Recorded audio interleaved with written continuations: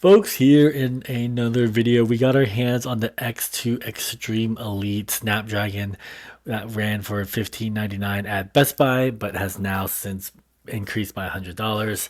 But it's the A16 16-inch, which runs at 2.7 pounds, which is technically lighter than the MacBook Air 15-inch, around the same inch as the same weight as the 13-inch. So the devices I showcase here is, of course, the 16-inch MacBook Pro and the Legion Pro Zone I, which has been my main gaming laptop. From a thinness perspective, it's a little thinner than the 16-inch MacBook Pro, and coming from the top angle, we see it's about the same. If we compare it to the Legion, way thinner than the Legion, this device has an RTX 4080, but is kind of way too heavy at 7 pounds. So from a benchmark perspective, showcasing pretty much everything I've done from the previous videos, we see how it stacks up. I had some differences in best performance versus balanced. Basically reviewing some other YouTubers, I was surprised to see that my scores were so low. They said it was like 4,000. I don't think they ever mentioned it's if only for me getting best performance, and I did have a BIOS update here. So taking a look at the speedometer, they also got 60 like speedometer. I couldn't get that on mine. Again, I wasn't able to test before the BIOS update, but we just wanted to kind of showcase some video games here. So kind of, Dota 2 basically is like my go-to game. We're seeing here 40 frames per second. And then what I wanted to kind of showcase here is the Snapdragon control panel says that there's a driver update, but when you look at device manager, it is actually like not available. So like I was mentioning here, showcasing the Geekbench score difference, wasn't able to hit 3,900. Not even sure if I failed the silicone lottery. But yeah, even on speedometer, Chrome, Edge, I can't get the 60 that other people showcase.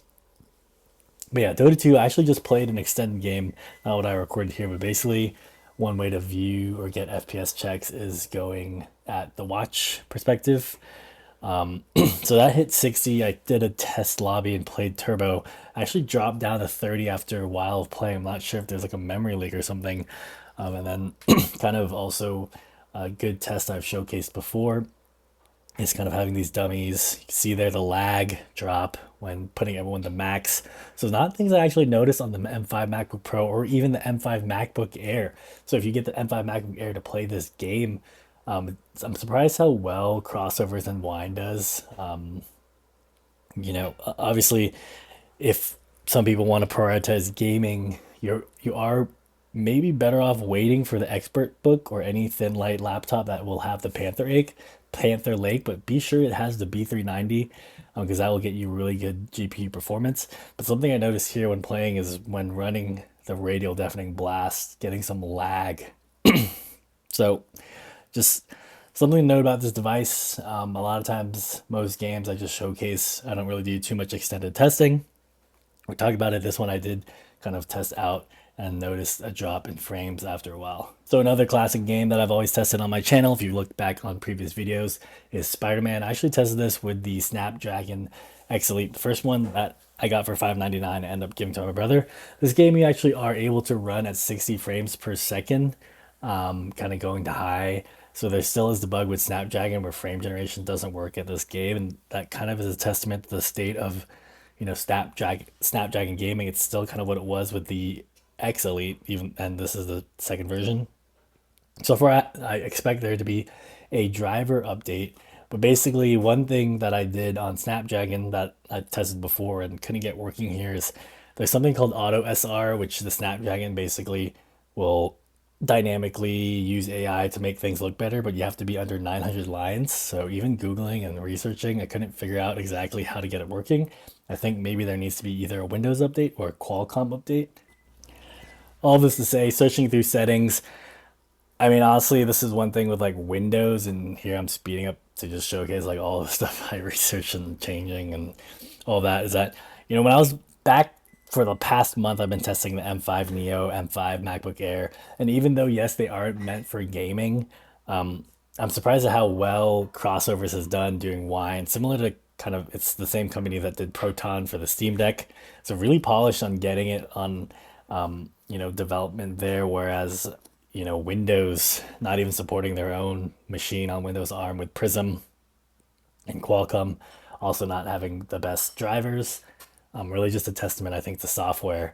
But here, Spider-Man 2 runs 40 frames per second, better than the Snapdragon X2, which previously ran at like 15. And this game does actually allow for frame gen, which puts you up to 60. So yeah, kind of just more ranting on your device options, right? So this came out at 15.99, with then after I guess that first initial batch came out, they raised the price by 100. So I picked it up at Best Buy at that 15.99 price. After taxes came out to 1700. This has 48 gigabytes RAM. The A14 has 16 gigabytes RAM and it's shared memory. So I'm not exactly sure how the performance on that one does, but I will say that like to me it just seems like the no-brainer is just get a Panther. Like when those devices come out, they haven't been any good ones that are thin and light. But I think because the GPU and the wattage is so good, you're gonna have less fan noise, better gaming performance. You're not gonna have ARM, so you can do it. Like I can't even test League of Legends if anyone's wondering. Doesn't work. Even it seems like crossovers is getting better anti-cheat performance than this. The Windows ARM. Yes, it can play Fortnite, and Macs can't play Fortnite. But yeah, just kind of a little rant here on kind of drivers. Yeah, just something to keep in mind. If choosing to get this, just make sure that your game works. Here, testing out WoW at native.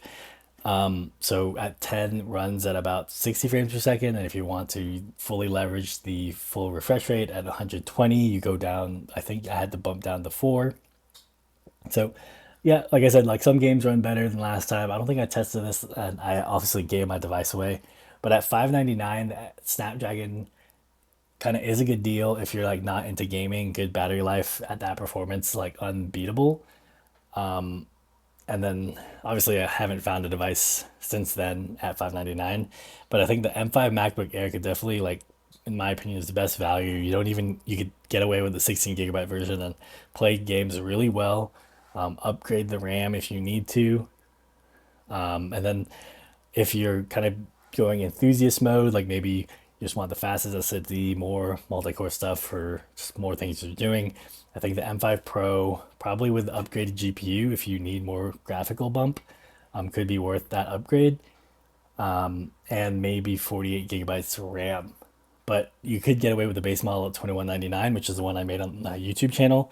So basically, for like $400 more, $500 more for tax, it honestly seems like gaming on MacBook might be a better option for most people, and you get better performance on the Snapdragon device.